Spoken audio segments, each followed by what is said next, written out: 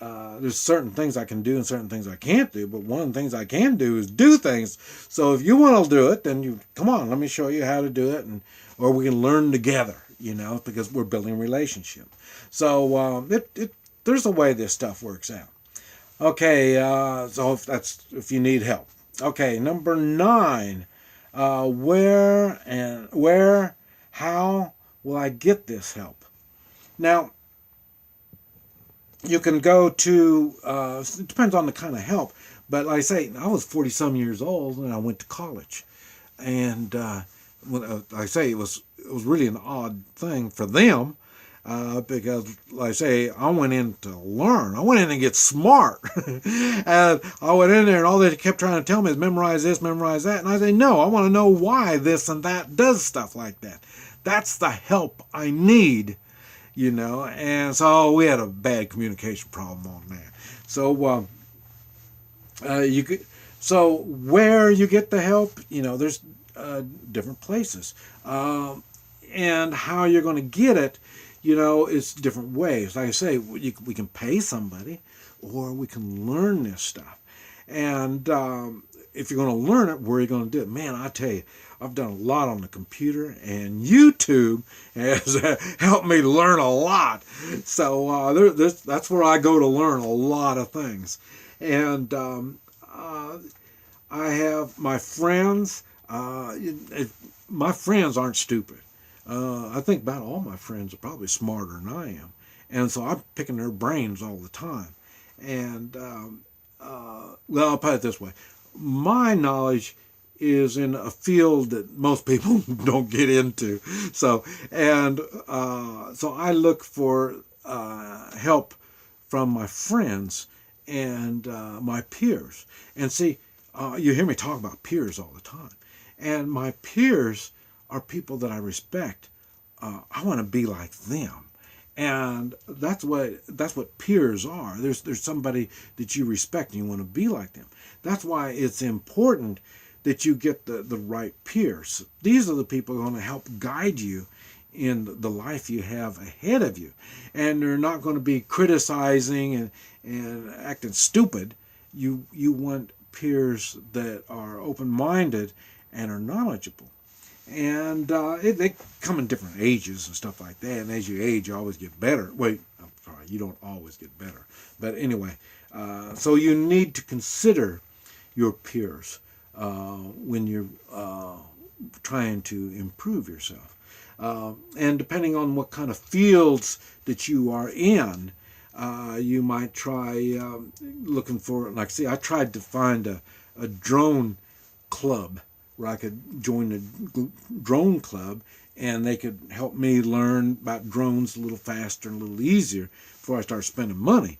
So, but it ended up, I ended up in YouTube to doing learning. But like I say, I'm out in the middle of nowhere. It's hard to find people with drone experience. And wouldn't you know, I'm messing with the volunteer fire department here. And wouldn't you know, this last meeting we had, somebody brought up the idea of drones. They're wanting to get a drone for our fire department because we do a lot of fires out in the woods. And this way we could have a drone with infrared, and it can go around and check the hot spots, and so it'd be easier for us to know where to go to put out fires. So now they're talking about drones, and wouldn't you know, they asked us, our militia and drones, what our thoughts are on this and all this kind of stuff. So it's really, it's kind of odd how this stuff happens. And so anyway, let's see. What stuff will I need? I'm not a stuff kind of guy. I don't want stuff. I try to keep my stuff limited because the more stuff you have, the more stuff you got to take care of. So when I evaluate what I'm getting ready to get into, I have to think real quick, do I have the stuff I need to uh, get done with my goals? And it's one thing I thought is really funny. I don't call myself a survivalist. I mean, a lot of people they're a survivalist and all this kind of stuff.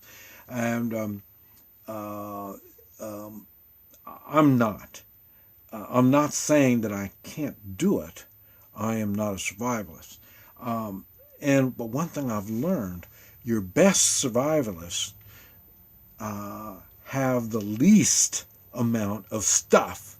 Now, when most people think of survivalists, they're thinking of out in the woods or stuff like that. Now, you might think that, but if you come with me, we go around to countries that we can't speak the language, and we are everything we have is what we're carrying. You're going to realize survival comes in different manners, and so I can travel really, really light if I have to, and it gets easier the older and the better I get. And even if I told you I got cold weather gear, so I can survive in the cold weather. I've got gear in the woods. We can handle the woods. Um, I can do a lot of survival stuff and or survival things in different survival situations. And now they're and you'll I don't know. Well, one of these days I might have to show you. Well, I've shown you some of my backpacks and stuff like that, but I've got gear in Foot Lockers for cold weather gear, wilderness gear, combat gear. You know, I mean, I got everything is all situated like that. Oh, you saw in the back of the bus. I got all those Foot Lockers and buckets. And so I've got the stuff I need, but like I say, so I just got to get to my buckets and storage containers, and then I'm ready to do whatever it is I got to do. But even that, I've got. I'm talking about the gold and silver. I've got the gold and silver. I've got money. I got credit cards. I got everything I need. I can start from scratch if I have to. So if I'm somewhere else and I need to do it, then I can do what I have to do. So and I say, so there's stuff is not the big thing, but knowing the proper stuff is something that'll save you money and save you time and this type of stuff. So stuff is something you do need to consider before you get involved in anything. Let's see, expense and cost. I guess I mentioned that, didn't I? So, like I say, I got gold, silver, cash, credit cards. I've got whatever I need. But everything above all this thing, like I say, 1 through 10, have all got to come in before I'm going to consider, well, what's the cost of this? What's the cost is going to be of this? I mean, it could be, like I say, an airplane, going on an airplane trip, going somewhere. I don't need to necessarily own an airplane. I just need to have the ways and means, knowing the right people, the right timing, the situation, stuff like that. And next thing I know, I might be in an airplane flying over Canada somewhere, I've done that before too. So, but anyway, cost and expense is kind of down the line. If everything else falls in line, well, then you're ready to go. And number 12. And now this is really what separates me from a lot of people. Let's see. I got what I call it. What are the legalities? Okay. If you want to build a shed in your backyard, I would think that many people are going to say, well, I wonder if it's legal or not. That's, as I say, this is 12 on my list. So I'm going to be thinking of a lot of things before I get to the part about the law and the permits that I need to do all this stuff. And I guess this is one reason why I am homeless. I don't own a home. I've used to own homes. I used to own my own businesses, own my own homes. And I found out, I'm trying to run a business. I'm trying to live my life. And I'm owning the home or owning my business under regulations of somebody else. And that made it even more difficult. So that's why I stopped owning. I didn't want someone to tell me how to, how to take care of my business and how to take care of my house. And that's why I'm not keen on them telling me, or the IRS, when they tell me how to spend my money. That's why I made a video talking about the cashless society. I want cash. I want gold and silver. I want things of worth, because I can do anything when I have things of worth.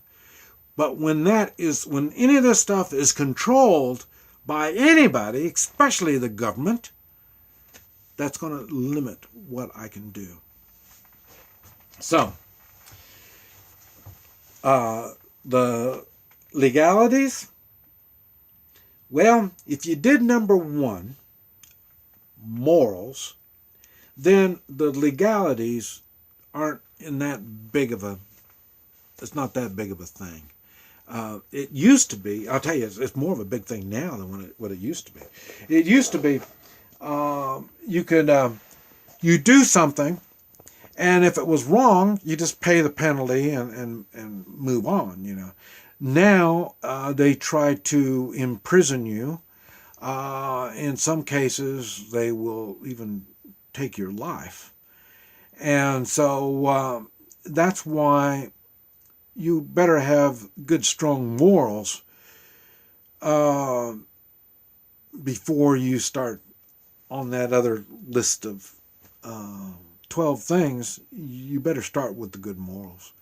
Morals is what has helped me improve my life.